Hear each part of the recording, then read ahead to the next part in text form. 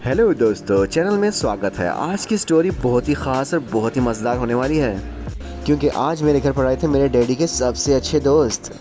तो वक्त ज़ाय किए बिना मैं बताता हूँ आपको आज की स्टोरी।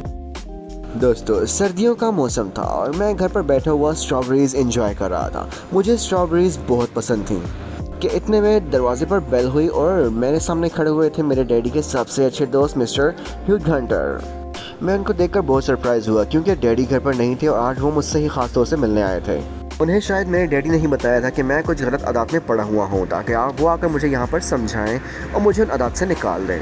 वो उस वक्त आए जब मैं स्ट्रॉबेरीज़ खा रहा था। स्ट्रॉबेरी मेरा बहुत ही पसंदीदा फल है और मुझे बहुत ही पसंद है। मैं उस पर क्रीम लगाकर स्ट्रॉबेरीज़ खा रहा था। वो आए घर पर, उन्होंने मेरे बारे में पूछा कि आप क्या कर रहे हो। तो मैंने बताया कि आज मैं घर पर फारिग हूँ और बिल्कुल एंजॉय करना चाहता हूँ अकेले में। फिर उन्होंने मुझे कहा कि क्या मैं आपका साथ दूँ एंजॉय करने में। तो मैंने कहा क्यों नहीं, ज़रूर, आप आ जाएं मेरे साथ बैठें। वो करीब आकर मेरे पास बैठ गए और मुझसे बातें करने लगे। वो जब मेरे करीब आकर बैठे तो मुझे कुछ अजीब सा महसूस हो रहा था, कुछ अपना अपना सा लग रहा था, क्योंकि उनको मैंने फ़र्स्ट टाइम इतने करीब से देखा था। वो एक बहुत ही हैंडसम और मस्कुलर इंसान थे। उनकी फ़िज़िकल फ़िटनेस कमाल की थी और वो नहायत ही खूबसूरत लग रहे थे इतने नज़दीक से। फिर इसी तरह हम दोनों बैठकर बातें करने लगे और वो भी मेरे साथ स्ट्रॉबेरीज़ एंजॉय करने लगे। बातों बातों में टाइम का पता ही नहीं लगा कि कितना वक्त गुजर गया। हम दोनों एक साथ बैठे हुए कुशन पर बातें कर रहे थे और स्ट्रॉबेरीज़ को एंजॉय कर रहे थे। वो मुझे अपनी फ़िटनेस जर्नी के बारे में बता रहे थे और वो मुझसे बार बार पूछ रहे थे कि तुम्हें कोई मसला तो नहीं है मेरे यहाँ पर घर आने से। इसलिए पर उनको मैंने बताया कि नहीं, मुझे कोई मसला नहीं है और मैं भी उनके साथ स्ट्रॉबेरीज़ खाते हुए एंजॉय कर रहा था। और उनका मेरे करीब होकर बैठना मुझे बहुत अच्छा लग रहा था। मैं उनकी कंपनी को बिल्कुल फुली एंजॉय कर रहा था। इसी तरह वक्त गुजरता गया। वो कुछ अपनी फ़नी बातें लेकर बैठ गए और मुझे बहुत हंसाया। मैंने बहुत एंजॉय किया उनके साथ। टाइम कैसे गुजरा पता ही नहीं चला।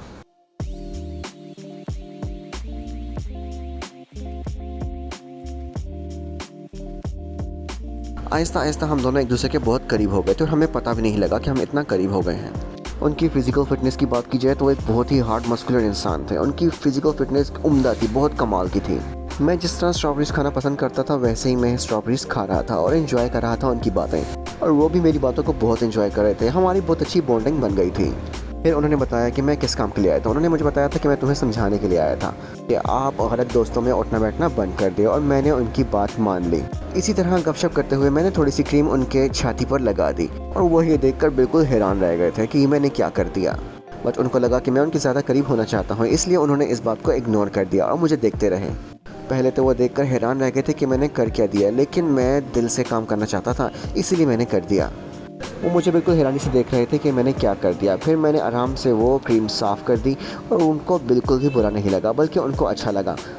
फिर हम दोनों ने बैठ के बहुत सी बातें की और बहुत सा एंजॉय किया। वो दिन मेरा बहुत ही खूबसूरत दिन गुजरा।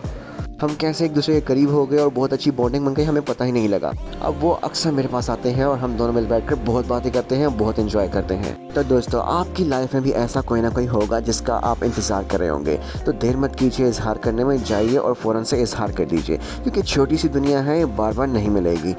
और अपनी ज़िंदगी को खुलकर जिएँ, कोई भी फ़न ना रह पाए। वीडियो देखने का बहुत बहुत धन्यवाद। Thanks for watching.